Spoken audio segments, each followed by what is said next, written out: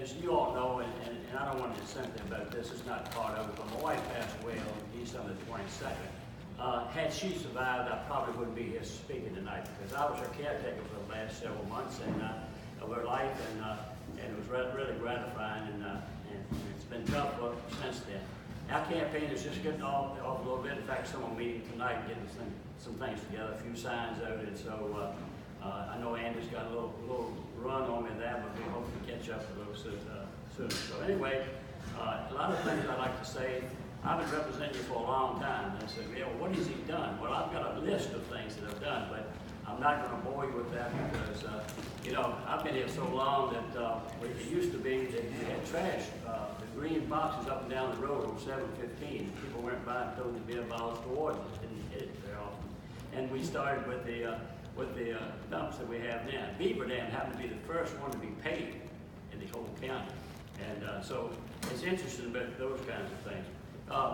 You know, Wayne, I'm very sorry I hadn't said anything about you, but you're probably the brightest one in the room for not running this time. But a lot of things like fire and EMS is something that's very important to me because, you know, we didn't have 24 service until just recently. And some people were out there late at night and no service in Beaverdam. Now we got it in all of them, but we give all of them at the end of this budget cycle. Hopefully everyone in the county will be covered 24/7. That's a big issue for me.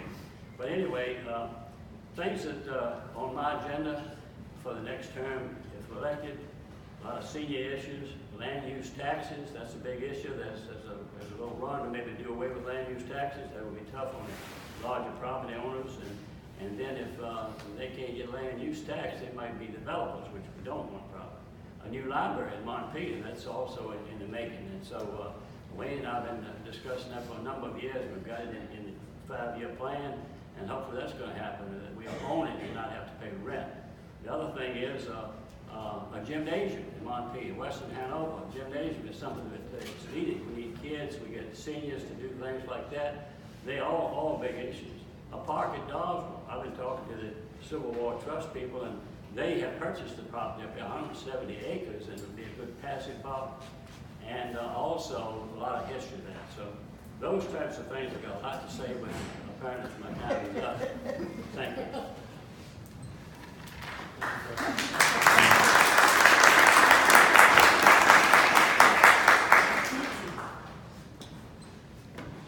Hello, I'm Andy Schaeffer, and I'm also running for Beaverdam Supervisor. First, I want to start out with an apology. And the apology is, as Mr. Stanley referenced, my signs.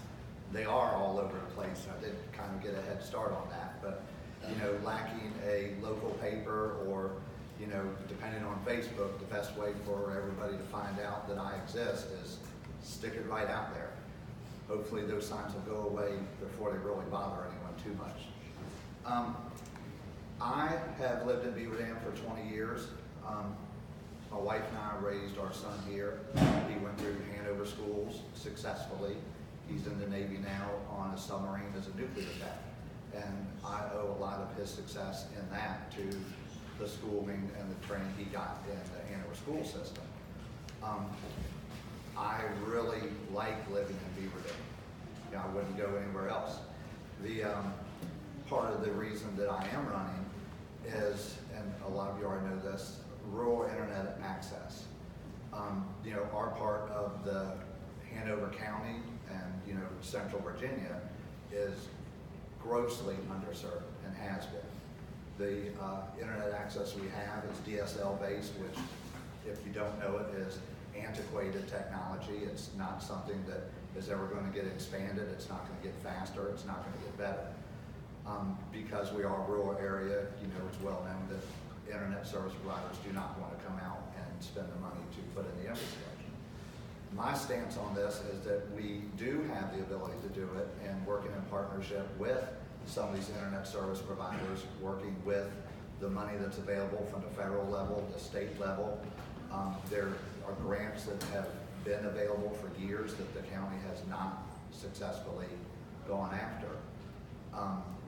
The counties surrounding us have been very successful at bringing internet in just here recently. Louisa is in the middle of a large project project that is almost near completion, that's going to supply wireless internet to most of their residents. King William County is moving toward the same thing. They ran fiber up 360 for the school system there, and the thing that's going to happen off of that is the same thing that I'd like to take advantage of here, that using that infrastructure that gets installed through grant money to be able to piggyback that into getting our needs satisfied. So hopefully this evening I'm going to get more chance to talk about this, and y'all may have some questions about it. But past that, as far as me and the community here, I've been very active in the Ruritan Club, the Beaverdam Depot. I'm a member here at the Legion Hall. I've always served in community, and I'd like to continue to serve as your supervisor. Thanks.